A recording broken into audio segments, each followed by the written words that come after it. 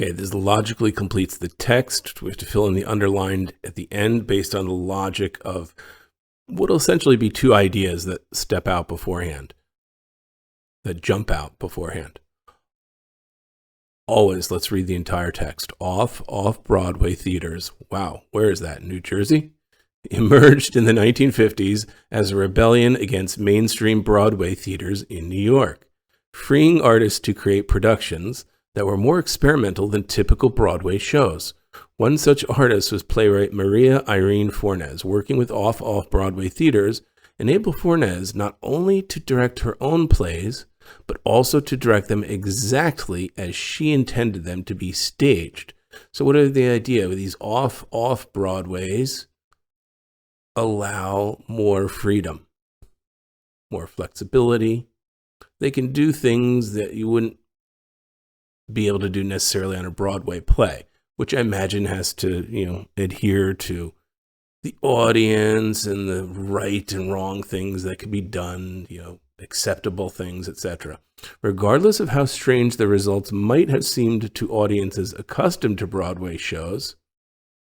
Okay, so in this way, Fornes was able to sort of go outside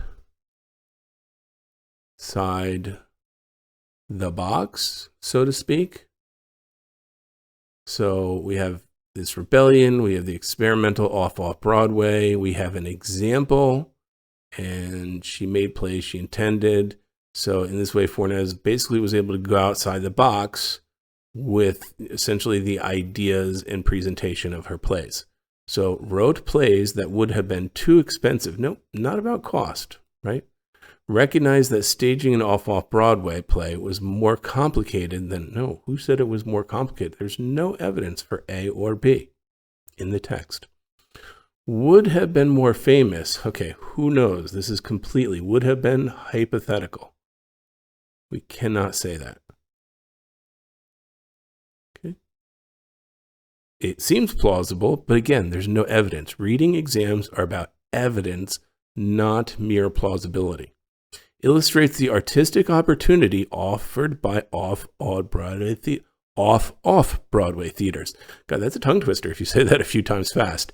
D, that's the right answer.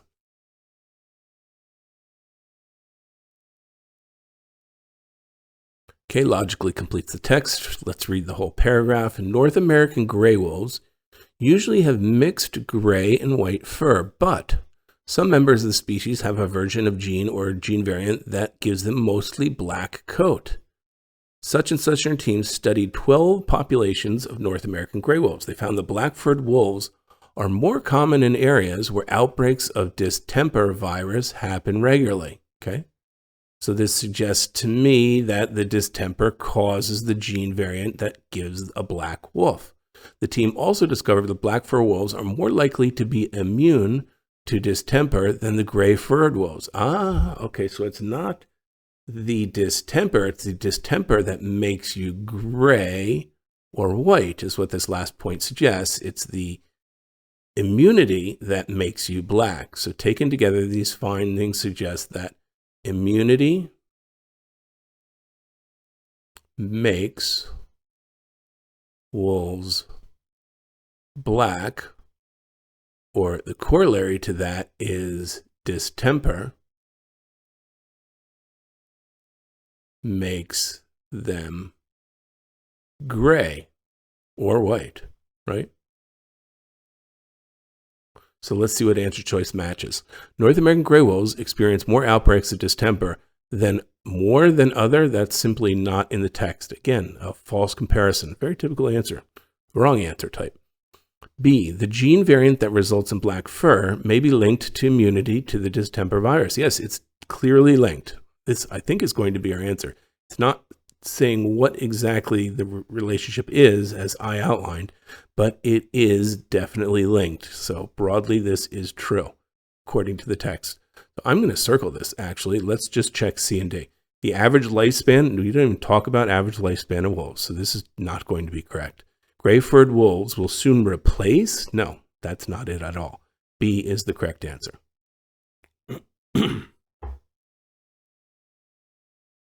Okay, let's complete the text. We'll read the paragraph. In the South Pacific, New Caledonian, crows use two different kinds of stick tools. Okay, that's interesting.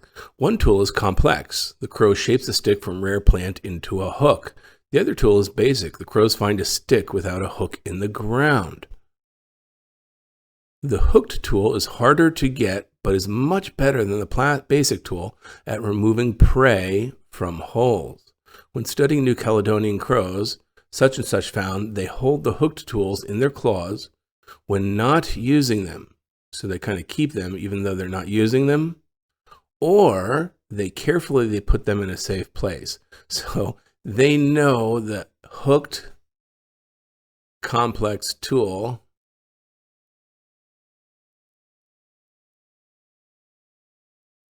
is worth saving, valuable. It's unique, it's hard to make, and it's really helpful and useful.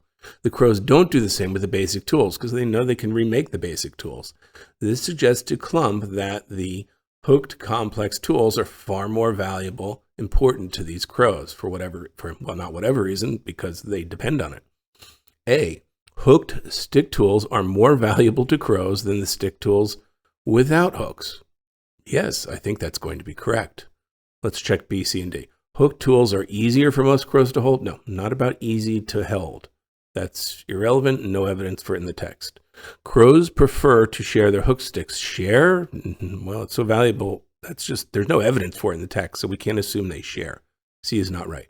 Crows realize that both kinds of stick tools are less effective than their claws. No, they use tools. Obviously, they need more than claws, and this is not evidenced at all in the text. A is the correct answer. Crows are pretty smart. Read another sort of SAT type passage about how crows plan ahead. And obviously, they make tools. That's pretty smart for a bird.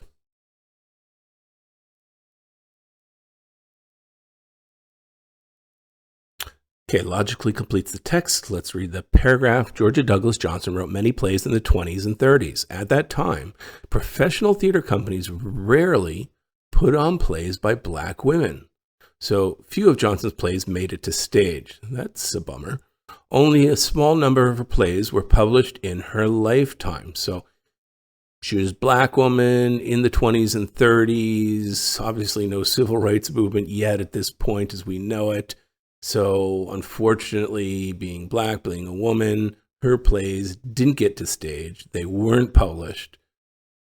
Unfortunate. But that doesn't mean that Johnson never learned what other people thought of her plays. Johnson hosted weekly get-togethers for fellow black writers and artists in her Washington, D.C. home. Attendees would read and discuss one another's work, including Johnson's.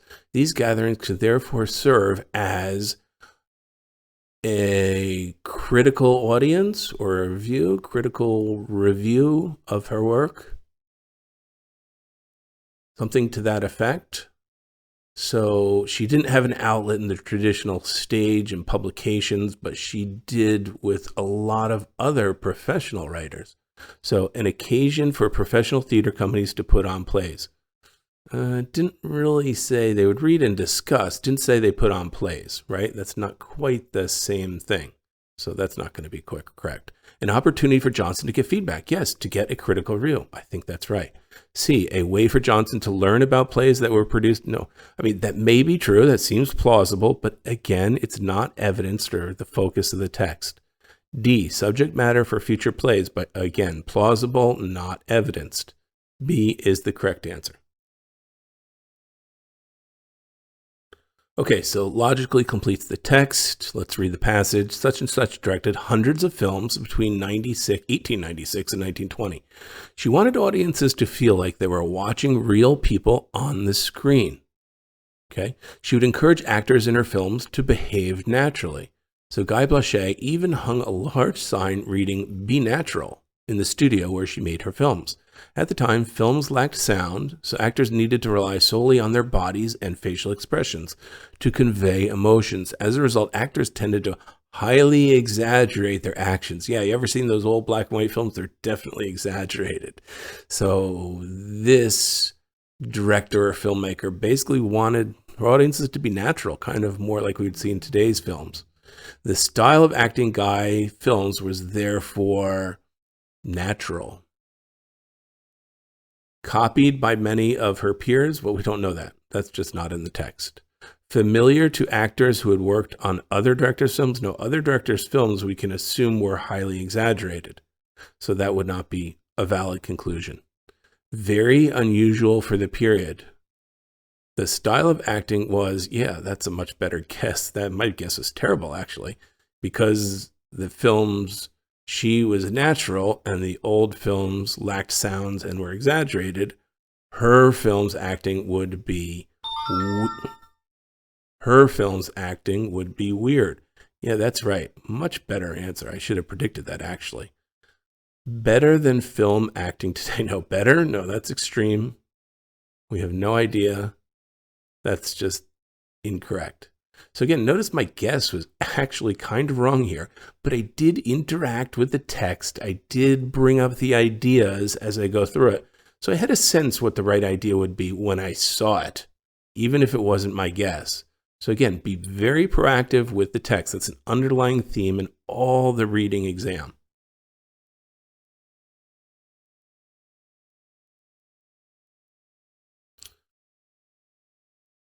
Okay, an inferences question. We have to logically complete the text. Let's read.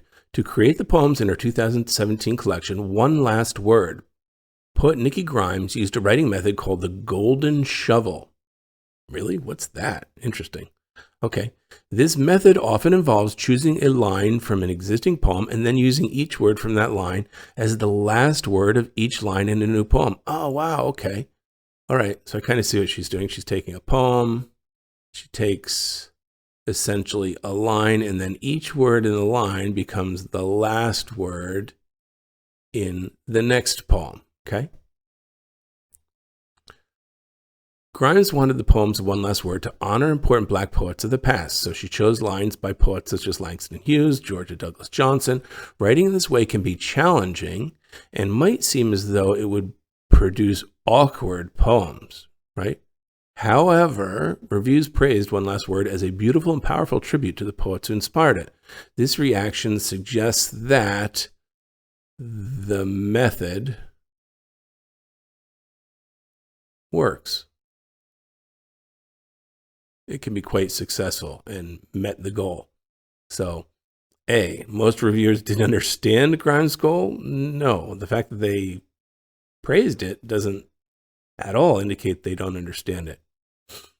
This reaction suggests that Grimes successfully used the golden shovel method to achieve her goal. Yeah, the method worked. I think that's going to be our answer. Langston Hughes and Georgia Douglas are two of Grimes' favorite poets. Again, remember, favorite is an extreme word. It's the one you like the most. Well, again, most is too extreme. This is not right. Grimes inspired many other writers to create poems using the golden. No, we don't know who else she inspired. That's simply not evidenced in the text. Might be true, seems plausible, potential, but not evidenced. B is the correct answer.